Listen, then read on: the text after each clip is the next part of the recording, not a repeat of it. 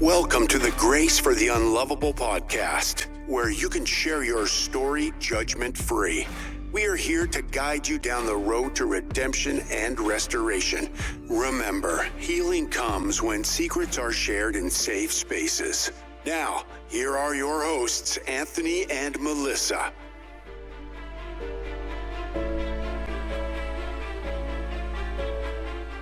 Well, good evening, everybody, and welcome to the Grace for the Unlovable podcast. I am your host, Anthony. Hello, I'm your co-host, Melissa. We are so glad that you've taken the time out of your evening to join us on this new adventure we're calling the Grace for the Unlovable podcast. And we're going to talk a little more about what we do here in case you've just stumbled upon this and you're wondering, what the heck is this? We're going to cover that in a second.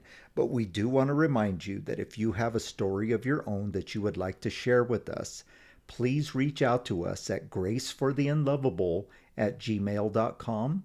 We would love to hear your story. We could either put it on the air live on an interview, or we can simply read it to our audience and not only support you, but have our audience support you as well.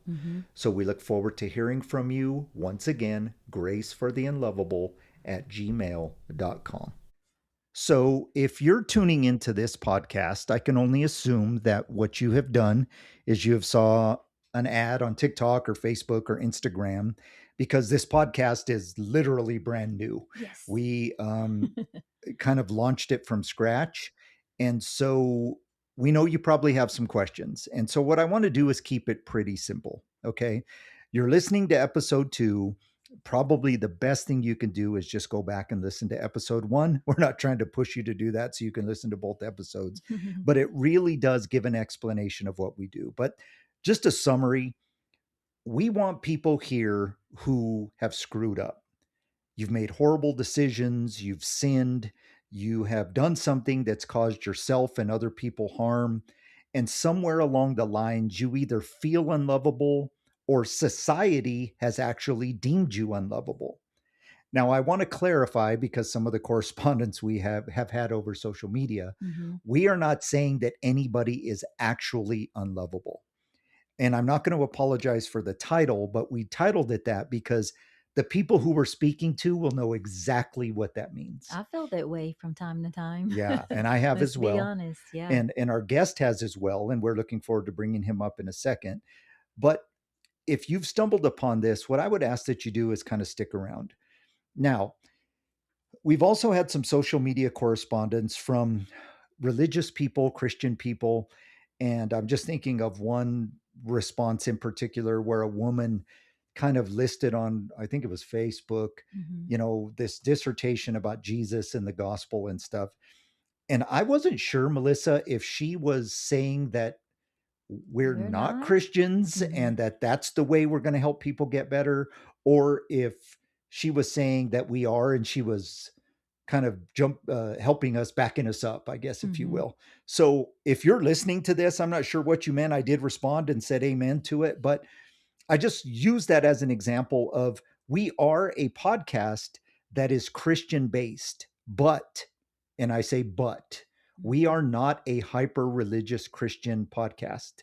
We don't want religion to get in the way of you telling your story. We here believe that restoration and redemption comes through the grace of Jesus Christ. But we are not going to beat you over the head. We just want you to have a place to tell your story, get it off your chest in a place that's judgment-free by a couple of people that have fallen on their faces as well, and just love on you. If we can help you by guiding you towards Jesus, bonus, right? But we definitely don't want this to be where you feel like you're afraid to tell us because we're those judgmental Christians you've met in the past. Trust me, we are not. We're not. We're going to be somewhat irreverent here. It's not going to be a free-for-all with the bad words, but we're not afraid of that. We're going to be real and honest like we want you to do as well. So that's what this podcast is about. Now, the best thing for me to do going forward here with today's episode is just kind of give you a little bit of a background. What we're going to do in these first few episodes is bring on a couple of people who have kind of been there where you might be as an unlovable person Mm-hmm. and have kind of found themselves on the backside, on the good side of The that uphill. adventure. Yeah, they're in the process or have healed and have been Mm-hmm. redeemed and restored to maybe a better life than they had before. Mm-hmm. And so we wanted to do that with our first couple of guests to kind of give you an idea of how this grace works, right? And I'm going to kind of give you a definition.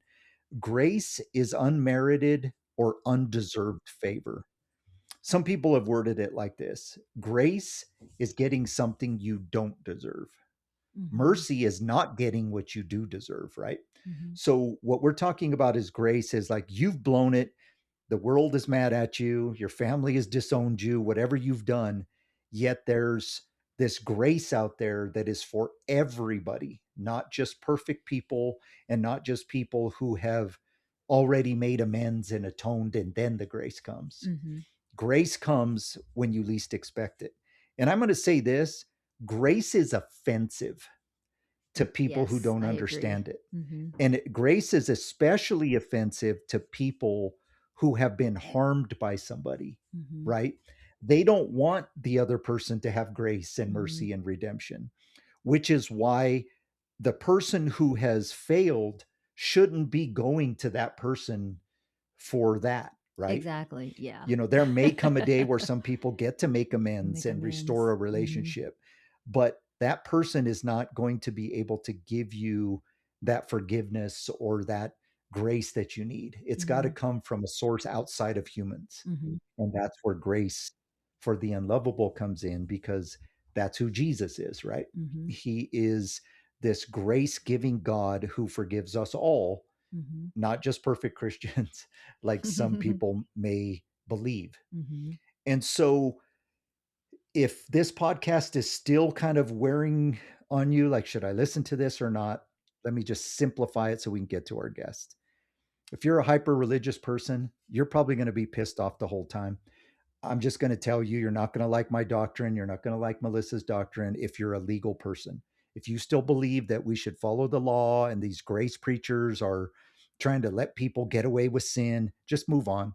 You're not going to win the debate with me. I'm not going to win it with you. And what's going to happen is the people that need help are going to get caught in that crossfire. Mm-hmm. So politely but assertively, just move down the dial to your next podcast. There's plenty of people out there who hate people like me.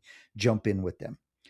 If you are somebody who is anti-religion and you hate Jesus, but you want to come and tell the story, I would also tell you that you might be rubbed the wrong way a little bit, especially like if you listen to episode 1, we quoted some Bible verses. Mm-hmm. But I would just ask you to stick around and put us to the test to see if we are the Christians that you don't like, Mm-hmm. right? Yeah. Because I like what that. I have found is that most of you don't really hate Jesus. You just hate the representations of Jesus that you've interacted with. And maybe what you'll find is this: Jesus is a grace giving God who is loving and forgiving to everybody, and that he's not here um, to condemn you to hell because you did this wrong thing. Jesus died for all of us. Remember, Jesus died next to sinners, and one of them denied him and one of them accepted him. And the Bible tells us that Jesus told the guy that accepted him, "Today you'll be with me in paradise." Mm-hmm. He never went to church, he never got baptized, he never tithed. He simply just turned to that grace. They were all going to die, Mm-hmm. but he recognized who Jesus was. And so let us introduce you to that guy. Yes, there's questions about what about the God of the Old Testament killing all these people. This is not the place for that. This Jesus came to earth 2,000 years ago for you, me, and everybody.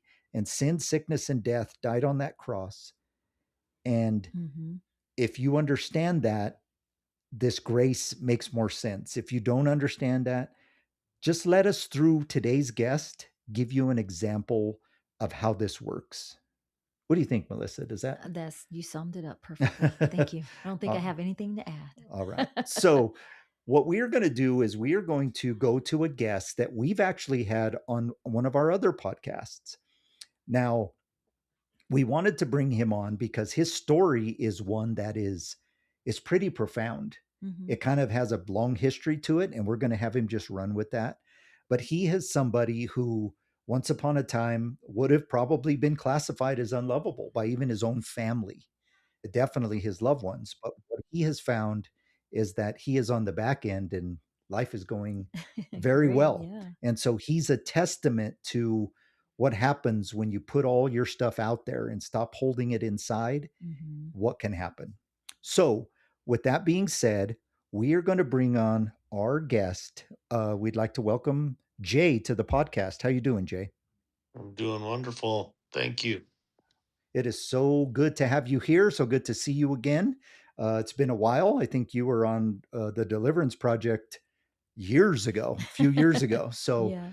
so it's great to hear that you're doing well and good to see you again. Although this That podcast, seems like yesterday. yeah, it does.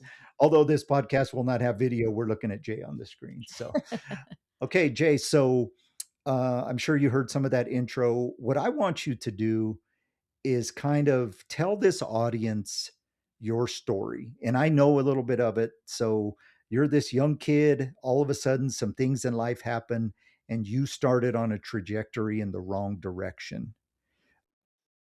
Start from there. All right. Well, as a young kid, I experienced some abuse by a family member, Wow. and I can remember it was it's a person that was a former law enforcement. Uh, Oh my goodness. this person used to like to practice the cop moves on us, a few of us young boys in my family, and kind of rough us up a little bit. Make us cry, make us experience some pretty uncomfortable things, and noticing this person doing those things, observing them, and the excitement they were getting from it just totally wasn't right. When you're a young kid like that, there's so many things that go through your mind trying to understand what you're going through and what's happening. Uh, Sounds very sadistic, and a kid yes. probably wouldn't know what sadism is, right? Yes, and being a child that age, you don't know any better. Children only have like an age of accountability or an age of innocence. They don't realize or understand that the things that are happening are bad or evil or you know the wrong thing. So it started from there. At a young age that those things happening and a few other events in life happening. Uh my parents split up when I was pretty young. Didn't have a lot of supervision. My parents worked a lot, were always gone. Uh, Grandparents were left to take care of us and stuff. So we kind of were more independent and more on the lone end of things, other than constant supervision. So I mean, at a young age, I started to drink alcohol. When you say young age, Jay, about how old were you? Between the ages of 12 and 13 years old. Hmm. So for Listen. for for clarity, sounds like there was some abuse that was physical, kind of sadistic, maybe even borderline sexual abuse. And then the neglect of your family kind of culminated in you kind of making that decision to kind of do what kids do, I guess, maybe, and start drinking. Is that right? Yeah, maybe running away from, problems. I had a different variety of problems as a kid growing up. I had some learning disorders and, you know, wasn't a very good student. I didn't really get good grades. I really didn't have like the competent mind that normal kids do. My mind would wander. Uh, just running away from the traumas that happened to me. All I could say a lot of it was just trying to escape into something, and at first it was a great escape. I was able to get some kind of joy and satisfaction out of being intoxicated at first. When you get that buzz, you feel Sure. like you're on top of the world, you feel like you're flying. But as time progresses and time goes on, those appetites increase, and your consumption becomes more and more until, you have a behavior problem pretty much. And, it's hard for a family to be able to deal with things like that, not knowing what to do, or, how deep the rabbit hole goes and the severity of the whole thing. Sure. And sometimes, unfortunately, the family members really don't want to address it, even though if you go to them and tell them what happened or what the issues are, Yeah. that generation, I'm in my 50s and I grew up like that. Everything is what goes on in this house stays in this house, and you just don't talk about things like that. And how do you how do you grow as a child into a teenager and then a young adult with all that drama that you're carrying, that baggage is really hard. Yeah, it definitely is. I could say that, it was masked very well because all the men in my family drank. We're from a blue collar family. Uh, all the guys drank, on a regular basis. So it wasn't nothing out of the ordinary. And, it was real easy to slip their mind when a few beers or a few drinks would go missing here and there. Yeah, Uh, we've been there. I found myself at a young age being pretty deceptive and learning how to be deceptive and uh take alcohol and go hide with it and go do what I did. I was able to mask that pretty well.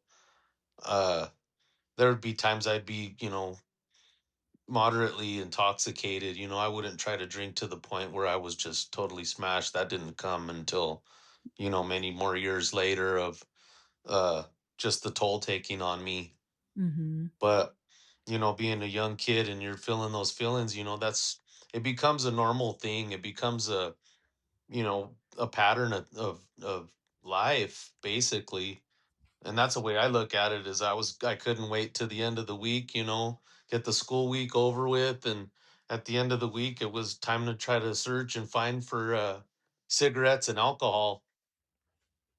Oh yeah, of course. And I mean, just to not to put words in your mouth, but kind of, I can speak from my own experience and maybe Melissa could chime in there as well. We don't realize we're masking our emotions when we're doing that. But in hindsight, for me, that's exactly what I was doing.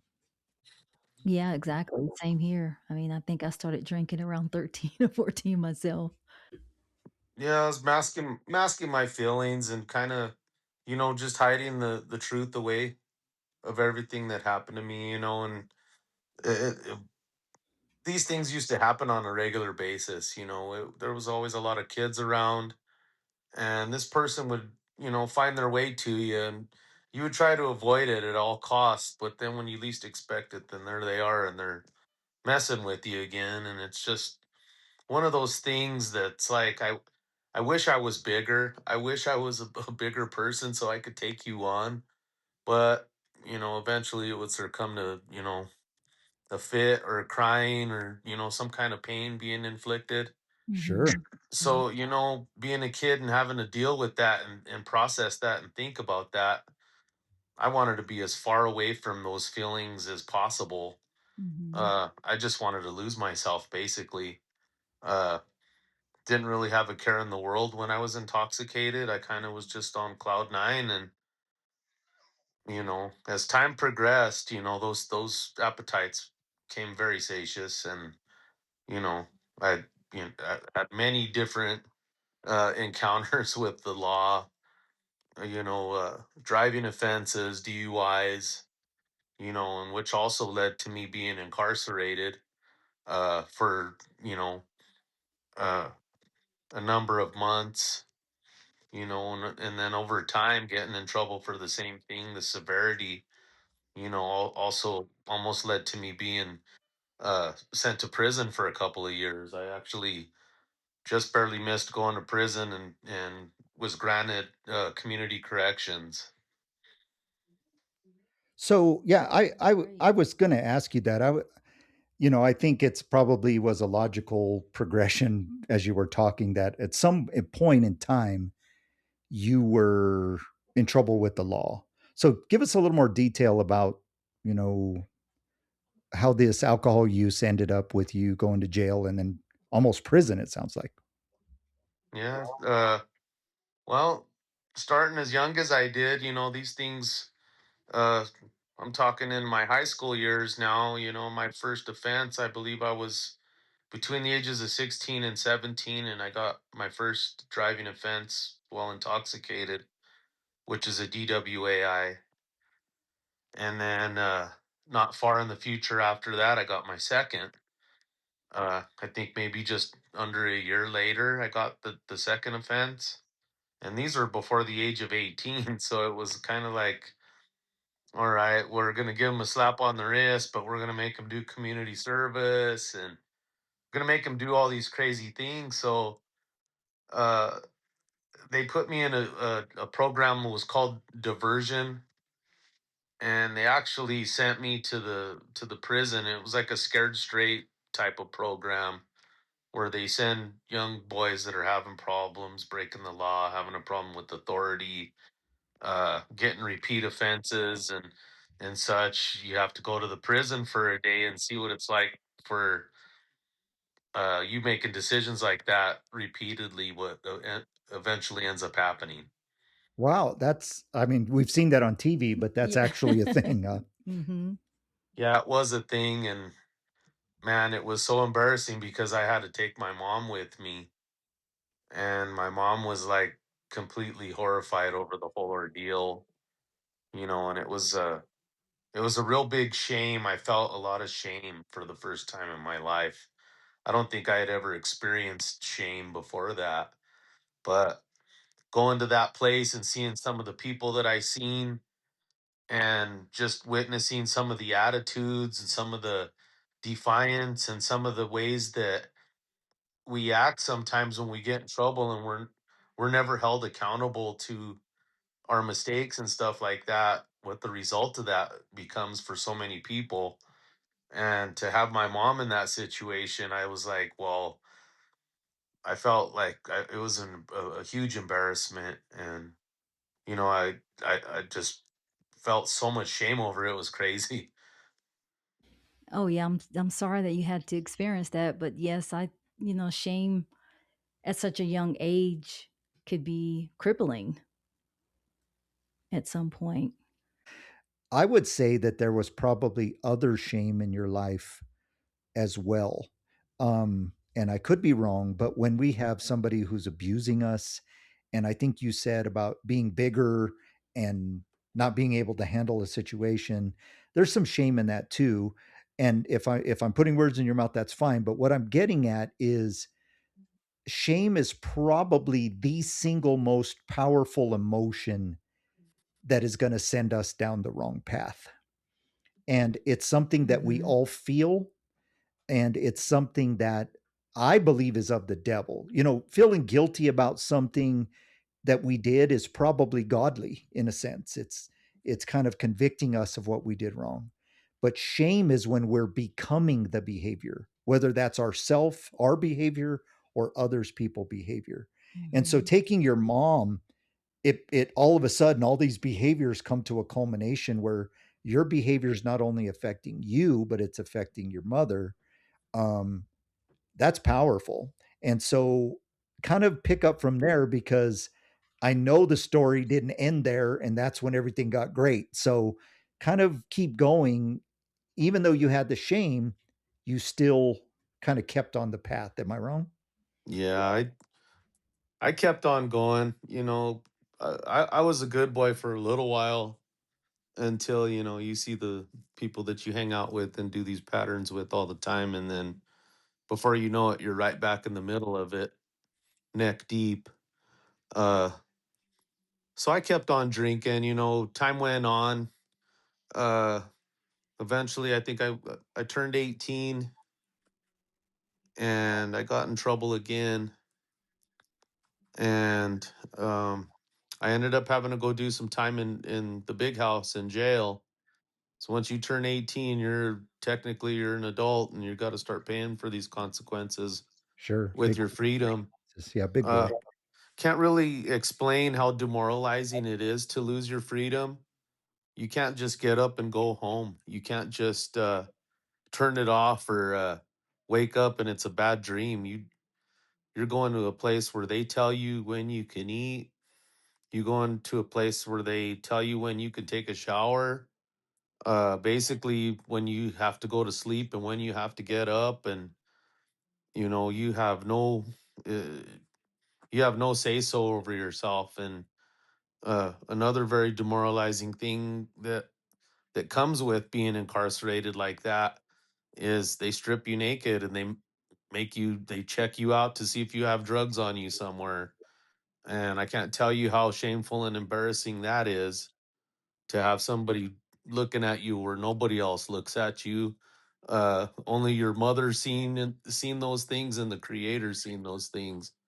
So, it brings up you being abused as a kid, and just feeling totally out of place, and feeling totally lost. So, I got to a point to where these things kind of made me bitter inside. They made me dark and cold. Oh, Uh sure. That makes I can I sense. started having problems with my anger. My anger would get the better of me. I couldn't keep nothing in for so long because I would blow up, and people knew I was having problems, and my family, my loved ones, nobody knew how to help me because nobody had ever been in my situation in my family, a repeat DUI offender, or somebody that's been in contact with the law so many times that it's like, okay, this person's just trouble. Nothing good's ever going to come of them.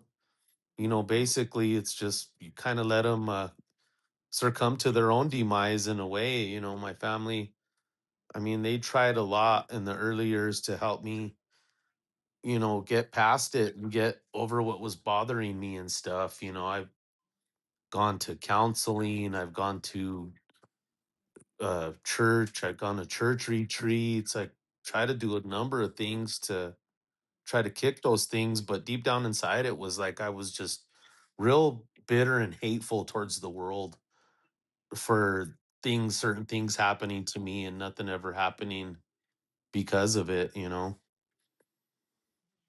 well. I'm gonna jump in here. If you're listening to this, and I'm gonna say a couple things. If you're listening to this and you've been to jail or prison, or there's a difference for sure, but you know exactly what Jay is talking about. There's a demoralizing factor to it where you are literally stripped down, literally, and then metaphorically as well, because you don't have your freedom is gone.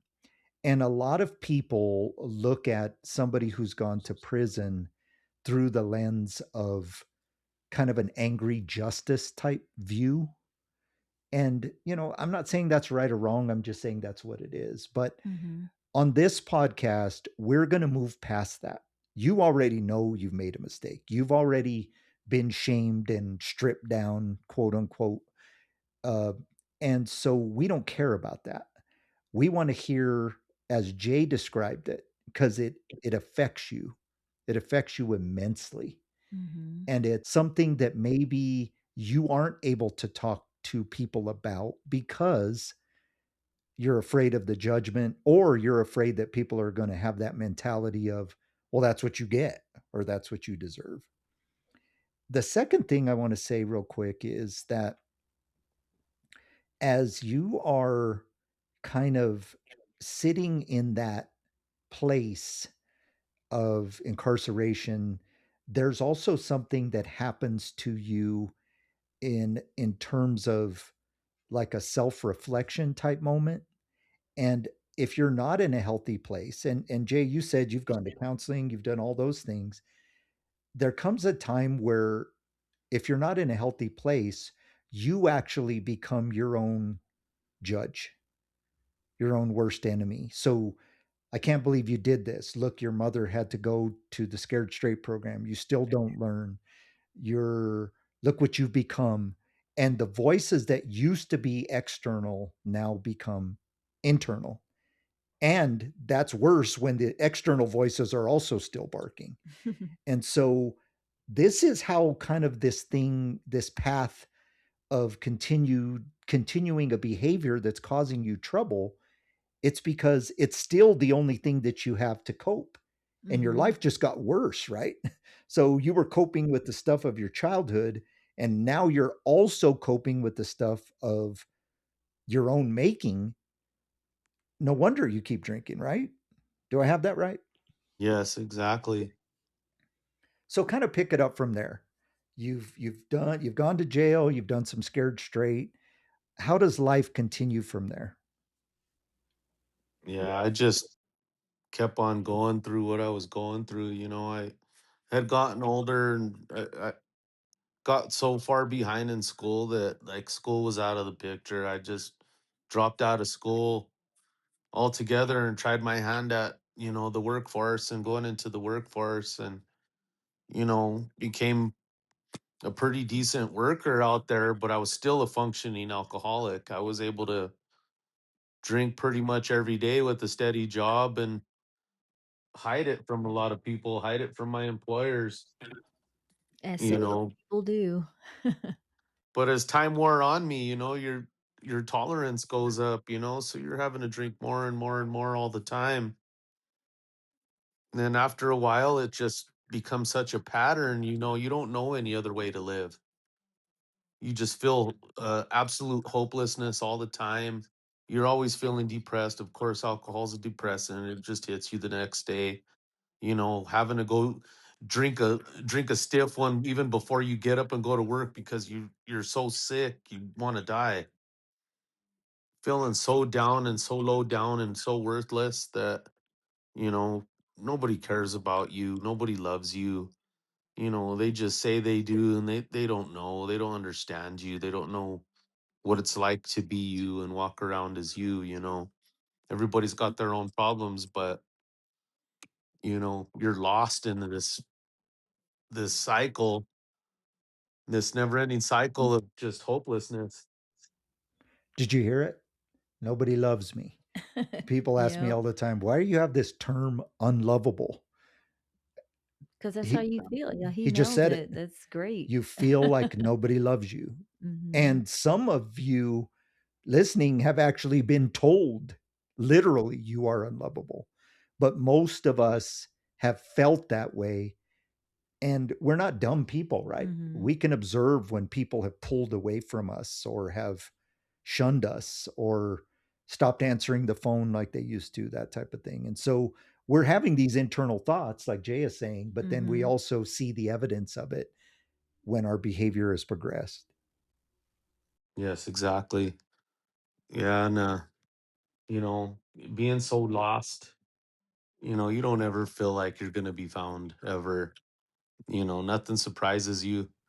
Uh so picking up where I left off, I just kept on doing the same things I had done for many years, and got married to a woman a lot older than me with kids, and then getting thrust into a lifestyle where you're a kid yourself. You never got to really grow up. You just tossed yourself into adulthood because you didn't want nobody to tell you what to do. But then you're over here trying to be a part of this thing and have a relationship, and there's kids, and just a lot of things get buried over time. And Mhm. I kept on functioning, and I functioned for so long.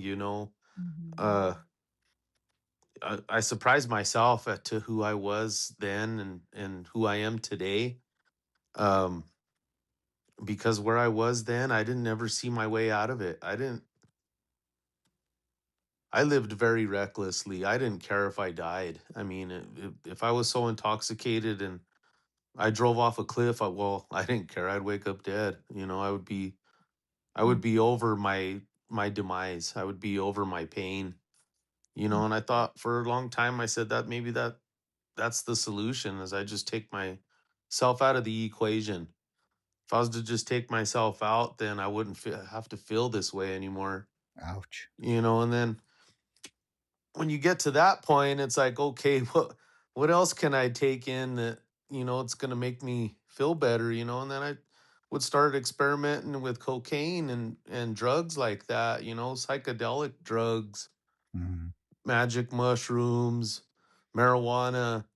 Let's try to do something to stimulate it, and for a little while those things kind of I lost myself again and thought that I could work around it and avoid it, but as time went on, I got divorced, and then met the mother of my oldest daughter out of wedlock, and having that blow up in my face after a few months, and then finding out like 5 or 6 months later that the girl's pregnant, and she wasn't going to tell me about it because of the type of person that I was.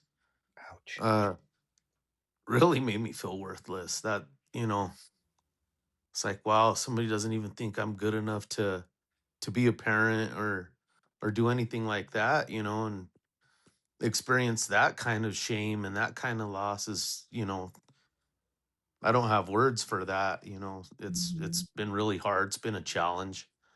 Man, uh I my oldest appreciate daughter just turned 21 on St. Patrick's Day, so it's like, wow, a whole lifetime went by without me. And you know it's kind of bad when there's that resentment, and then you kind of feel like your old self all over again. But you know 4 short years ago, I decided to put all the alcohol away and just do something totally the opposite, because I have a little one that's just turned 6 years old in February, and I just didn't see my way into giving her a life of an absent father or a drunk father, Mhm. kind of like my father's an alcoholic and drinks all the time, and I just didn't want to subjugate her to that and having to grow up that way. yeah. I started to say, man, I appreciate the honesty so I much, the know, right? vulnerability. Really? The pain just exudes Mhm. through the speaker here. Um, and and that's what I say is sacred ground. Mhm. For you to share that with us, Jay, I consider it sacred ground. If you're not familiar with that, there's a story in the Bible where Moses meets God and God tells him, take your sandals off because you're standing on sacred ground. And that's how I feel right now. For Mhm. somebody to share that level of pain and honesty with us is it's an honor. Mhm. Even though it's not something we normally talk about with our out loud voice, right? Mhm. Yep. So you have this new child, and knowing your story a little bit, that's a very positive thing in your life. So let's back up a tad. So we can probably go on for 6 hours about the details of your story, but tell me when it turned around. Tell me when you hit that wall and had to do something different. Well, I think the kid, she was just born, and then it just seems like maybe 2 or 3 weeks went by and we went into COVID. So then we were locked down. Okay, let's talk That, about that did stress. that did all of I us. couldn't even go to work. I couldn't do nothing, and I'm freaking out like, man, how am I going to pay my bills?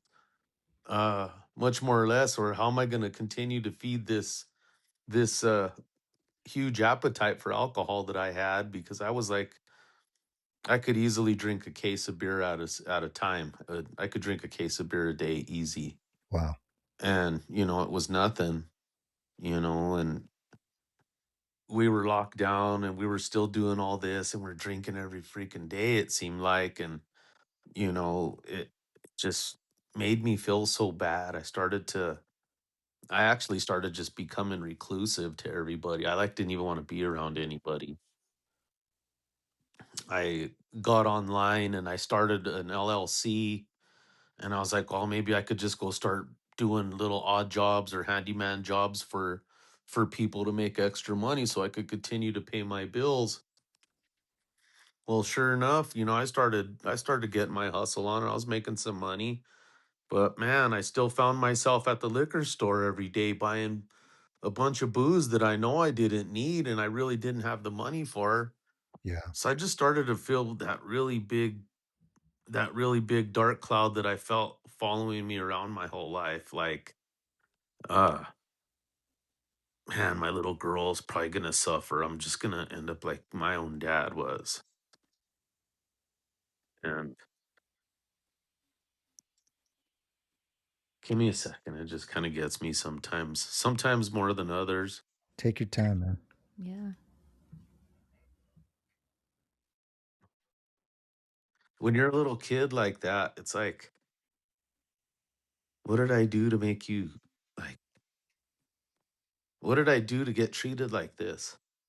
Like, do I deserve this? Is like, because when somebody's like intoxicated around you, you could feel the tension. You could feel like whatever's bothering that person, it's right there. It's right on them right then and there. It's kind of like, you know, I refer to alcohol these days as it's a demon, and this thing's trying to get at you, and it's always trying to tempt you with feeling good, or you're not gonna feel any of those feelings that you felt at your worst times. You ain't gonna feel it.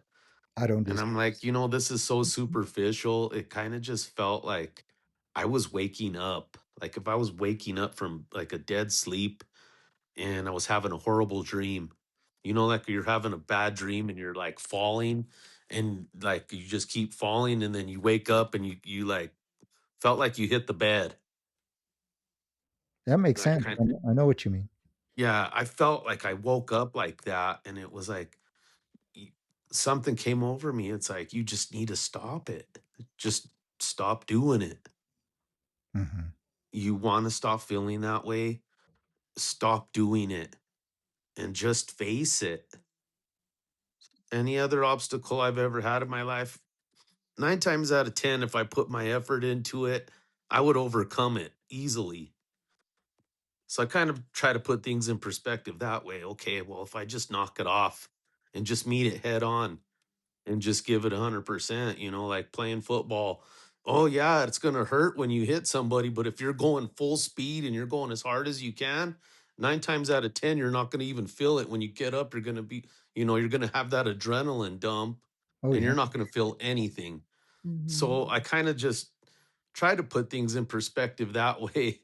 And I started meeting things head on, and it's like, okay, I think I can do this, and it was just one day at a time. And, you try to go to meetings, you're trying to do things to get yourself clean and get yourself sober.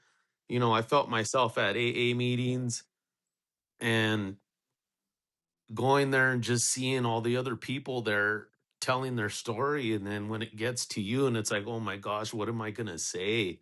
Like some of these people, like what caused them to drink is one thing, but compared to me, it's like it was like amplified times 10. I think that, my story kind of blew some people away. They didn't think I was going to jump in that deep and like be the way I am about it, but having my faith the way I do, I just believe that if you tell the truth, that's what sets you free. That's just what gives you so much of a sense of freedom and a sense of reality that, it's getting closer to the Lord that way. And that's the only good way I could put it.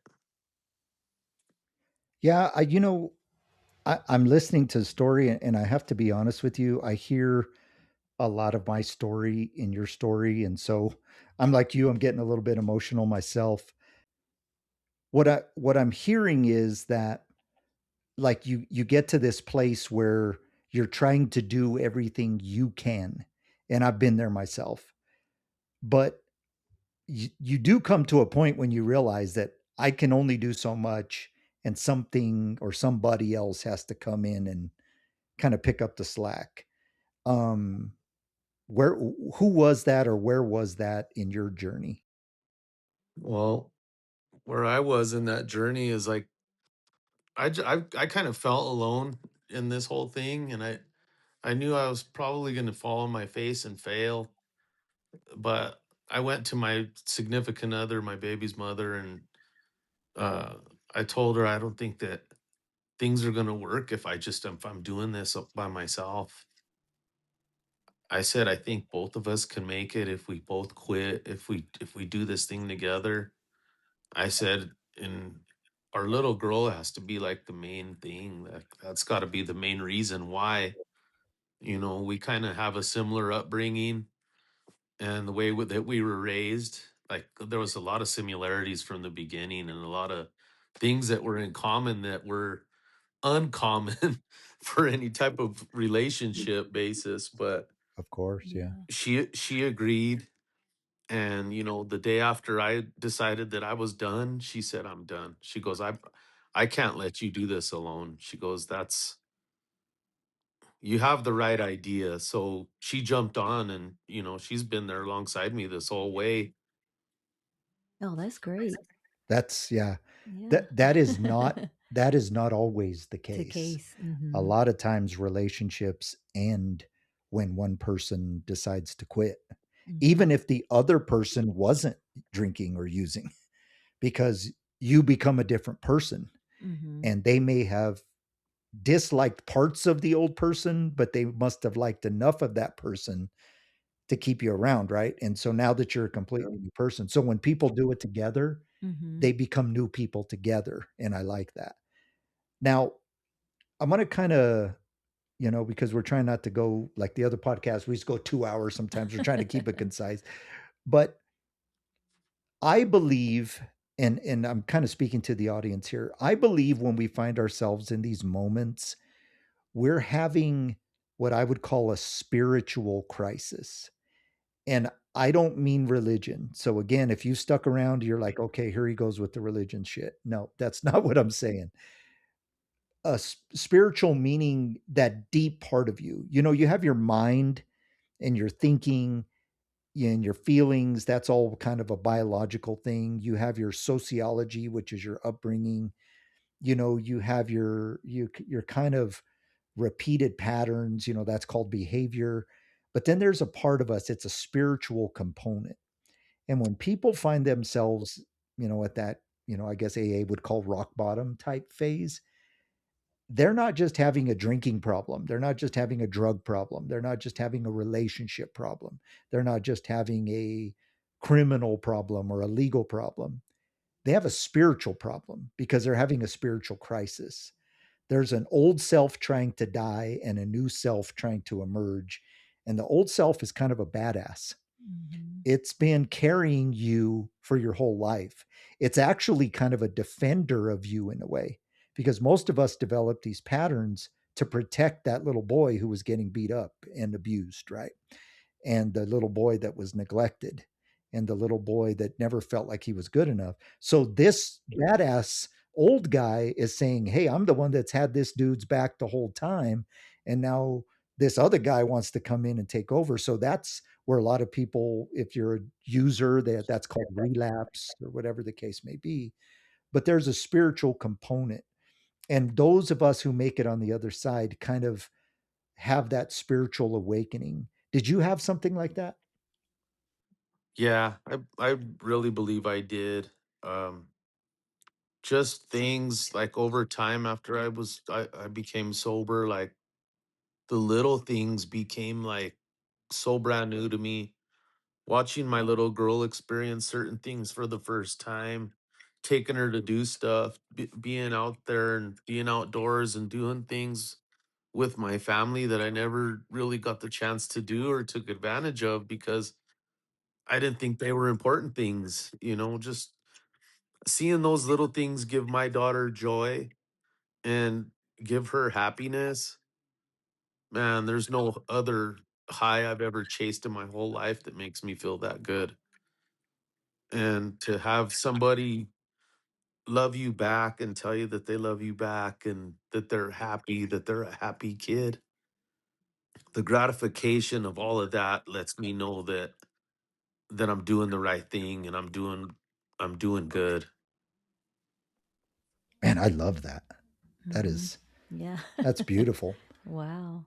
As we kind of look to kind of conclude on this kind of a redemption story, really, because Jay has shared the drinking, the problems, even the kind of the grieving of not really being part of his first daughter's life, and then all of a sudden he's this vital part of his new daughter's life. There's beauty in that. Now, this podcast is called Grace for the Unlovable for a reason. Do you feel that God gave you grace, Jay? Oh, I believe it every day.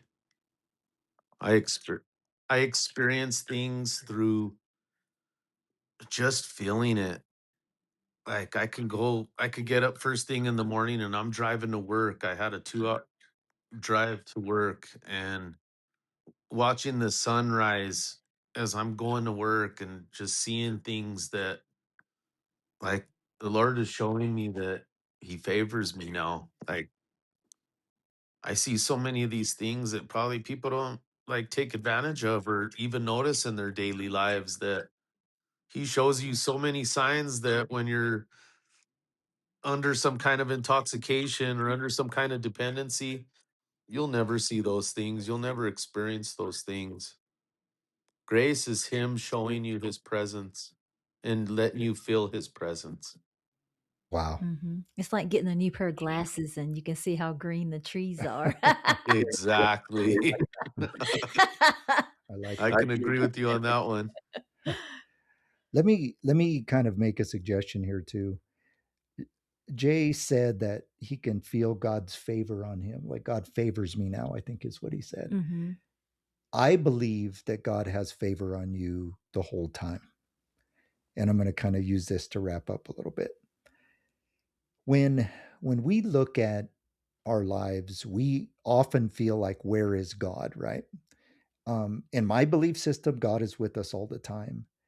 But it's these behaviors that get us to where, to use Melissa's analogy, our glasses become, the prescription becomes less and less effective until like somebody like me is utterly blind to it.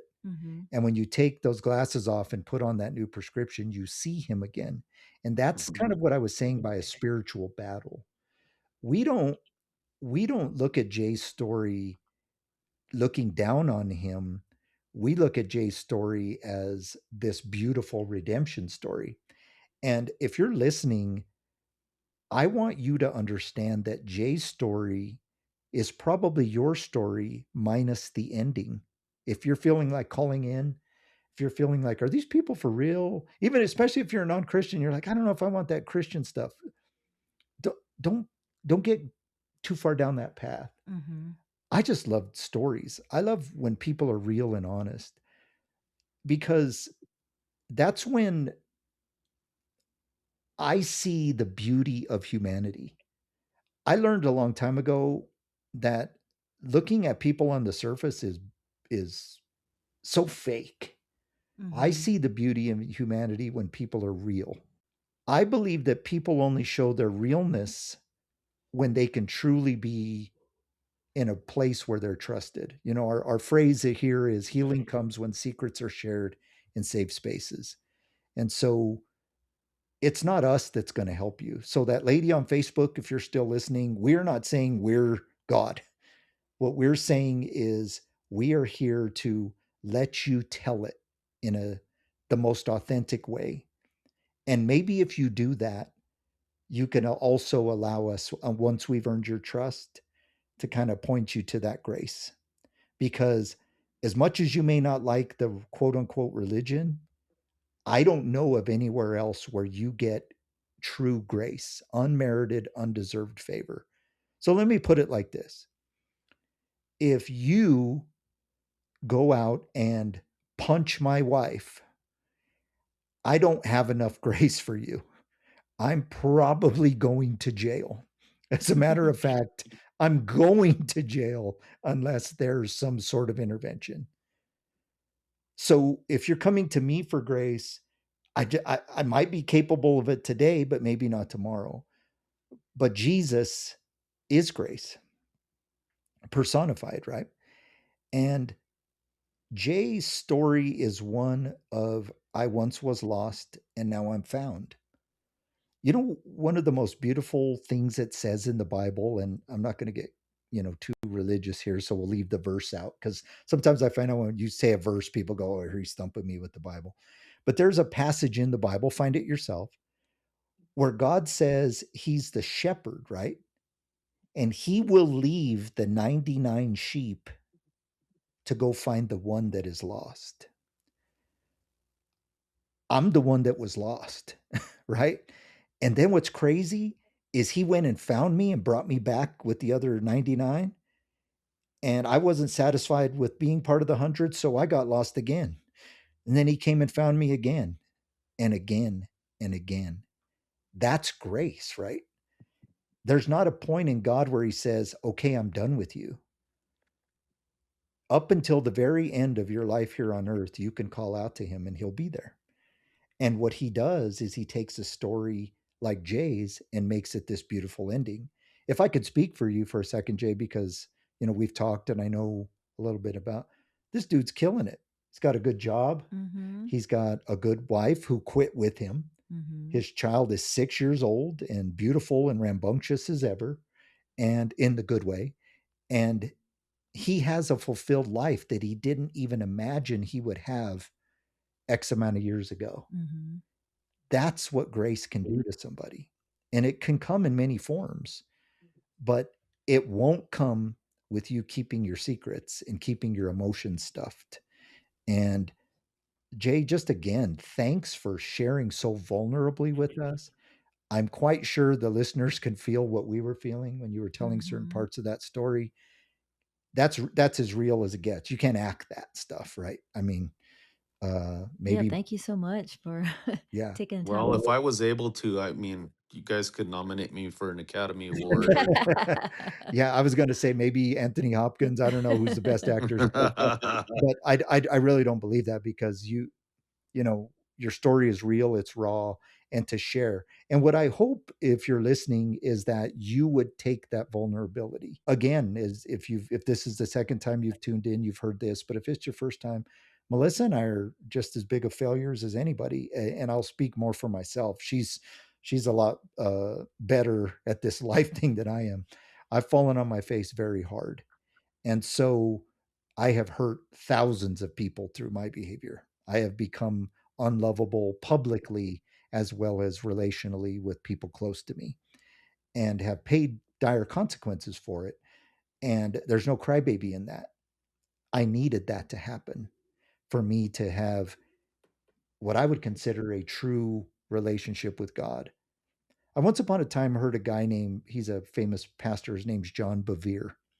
And John Bevere tells a story of going to prison to visit a famous pastor, like a televangelist, who had fallen, quote unquote, from grace and gone to Mm-hmm. prison, right? And he goes in and he's interviewing this guy, because this guy requested for John Bevere to go into the prison because he had read a book that John wrote.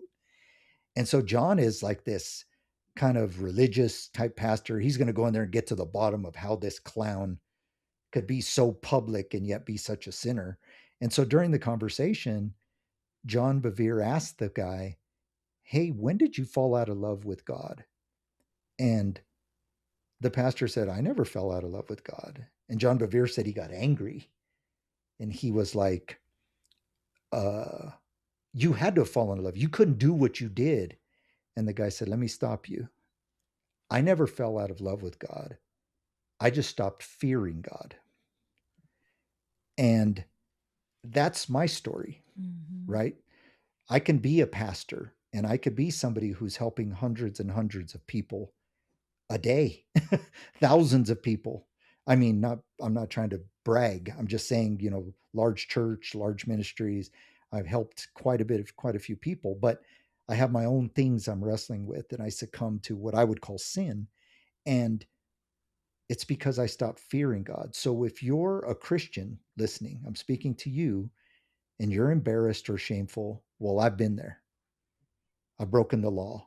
Melissa's broken the law. Jay's broken the law. Wait till you hear next week's story. It's going to blow your socks off. But we're all in this together, right? You know what I love about AA meetings is that you can go into those meetings and Just when you think you're the worst guy in the room, somebody gets up and says something crazy, and you're like, well, at least I didn't do that. And you know what's crazy is when he heard your story, he's thinking that of you, right? Mm-hmm. The judgment disappears and the authenticity comes. So I just want you to take Jay's story as an inspiration. If you resonate with that, reach out to us and we'll give you that information in a second. We want to hear from you as well. So, Jay, we've taken enough of your time. I just want you to close with this. Is there anything you would tell anybody listening that would kind of maybe help them get over the hump? Well, all I could say is, uh, a person that quit drinking and going cold turkey, uh, be honest to yourself. Be honest to everybody that's around you that loves you. Things might seem like they're going to be so hard to just be honest and truthful with it. The truth does set you free. Just be honest, be transparent, get comfortable being uncomfortable with that. Hmm. Mm-hmm. Yeah. Yeah, there's something real about being honest that life is full of downs. I think we all want to live in a life where it's ups, and when there's downs, we think there's something wrong. We have to learn how to live with life no matter what comes. And that's when we can find freedom, right? Liberation, because our expectations are real. They're not set in fake, if you will. Jay, I want to thank you so much for taking your time, Yes, thank you so much. for being so Thank honest you. and real. Um, I will look forward to staying in touch with you down the road. If you need anything else, you can always reach out to us. But I truly believe you're going to be an inspiration to tons of people. So Oh, yes, for sure. we will talk to you soon, my friend. Thank you. Thank Awesome. you. Thank you guys so much.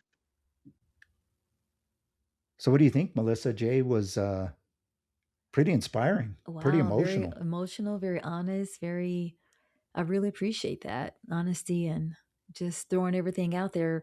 You can hear the confidence that he has now and the self love that he has, and that he's come out of that darkness into the light. Yeah, Yeah, it for was a great show. for sure. Yeah, Yeah. and I think like I was saying at the end of our interview with him, if you're a listener, there's somebody who's willing to put it out there. Mm-hmm. And man, what vulnerability can do for a person. And you use the word confidence.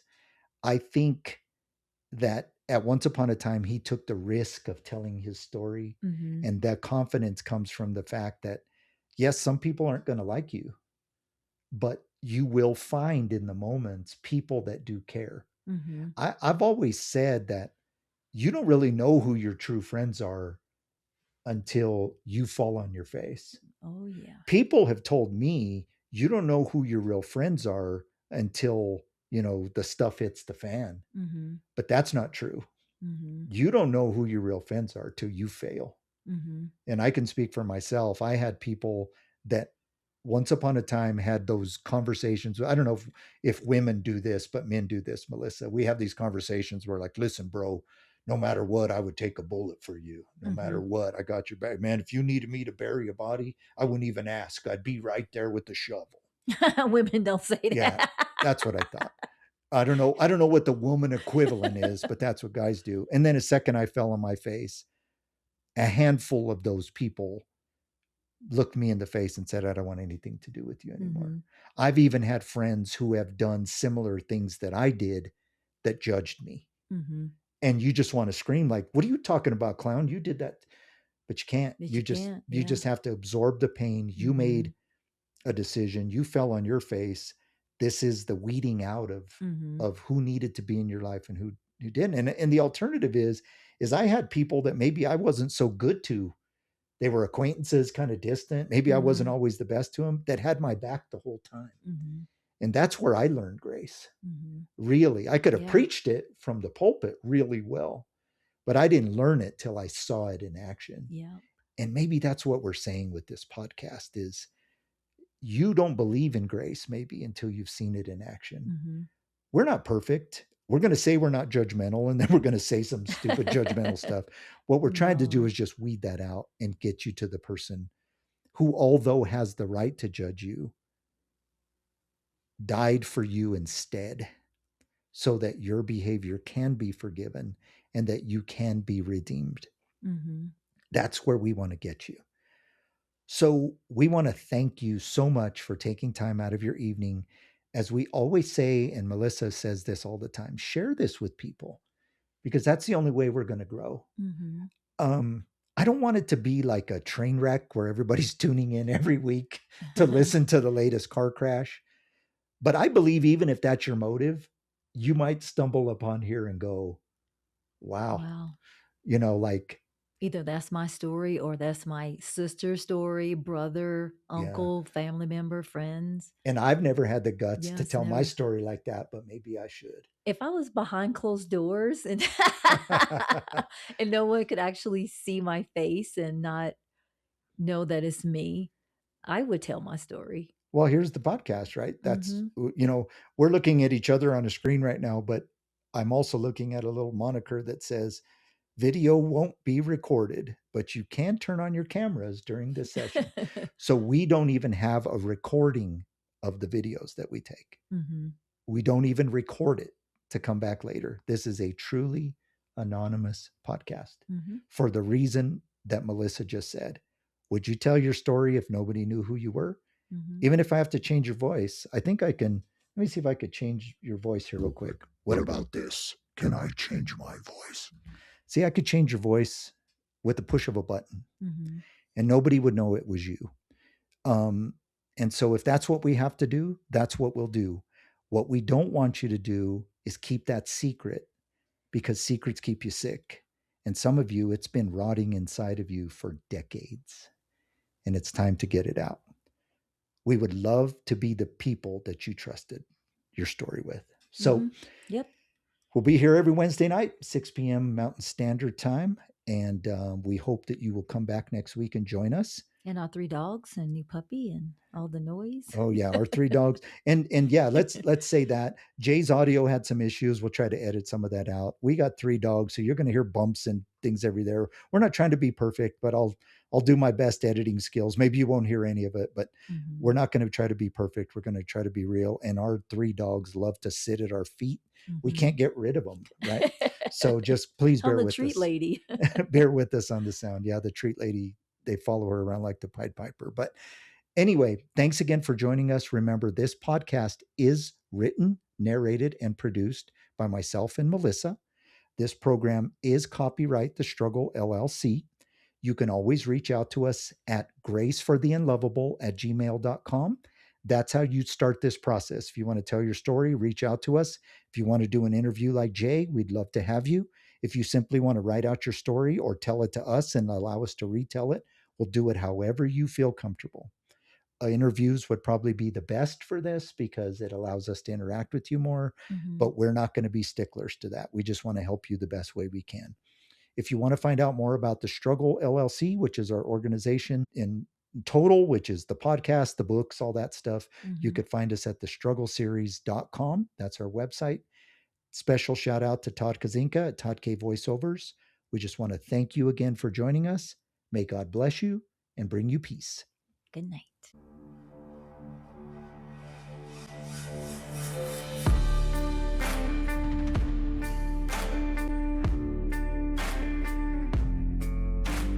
Thanks for tuning in to the Grace for the Unlovable podcast. Please like, subscribe, and tell a friend. We will see you next time.